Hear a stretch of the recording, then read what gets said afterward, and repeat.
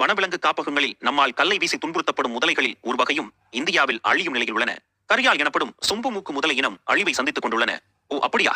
இந்த இனத்திற்கு அப்படி என்ன சிறப்பு என்று நினைக்கிறீர்களா? நாம் முதல் அத்தியாயத்தில் டைனோசர்களை பற்றி பேசிய போது ஜுராசிக் காலம் பற்றி பார்த்தோமே. அந்த ஜுராசிக் காலத்தில் இருந்து வாழ்ந்து வரும் இனம்தான் இந்த சொம்பு மூக்கு முதலைகள். சிவாலிக் மலைத்தொடர்களிலும் நர்மதை ஆற்றங்கரையிலும் 20 லட்சம் ஆண்டுகளுக்கு முந்தைய புதை படிமங்கள் கண்டறியப்பட்டுள்ளன. இந்த வகை முதலைகள் உலகின் வேறு எந்த பகுதியிலும் இல்லை. முழுக்க முழுக்க இந்தியாவிலேயே பரிணமித்து வாழ்ந்து வரும் இனம். இவற்றின் அழிவுக்கு காரணம் என்ன? ஆறுகளும் ஆறு சார்ந்த இடங்களும் மனிதர்களின் விருப்பத்திற்குரிய தேவையான வசிப்பிடங்களாக மாறின. இன்றல்ல, பல்லாயிரம் ஆண்டுகளுக்கு முன்பே மனிதன் உயிர்த்திற்கு ஆறுகளை சார்ந்திருக்க நேர்ந்தது. எனவே ஆறுகளில் பெருவேட்டை மிருகங்கள் மனிதர்களுக்கு அச்சுறுத்தலாக இருந்திருக்கலாம் என்பதால் கரியால்கள் தங்கள் வாழிடங்களை இழந்து தற்போது அருகி வருகின்றன. 300க்கும் குறைவான கரியால்கள் மட்டுமே தற்போது உயிருடன் இருக்கின்றன.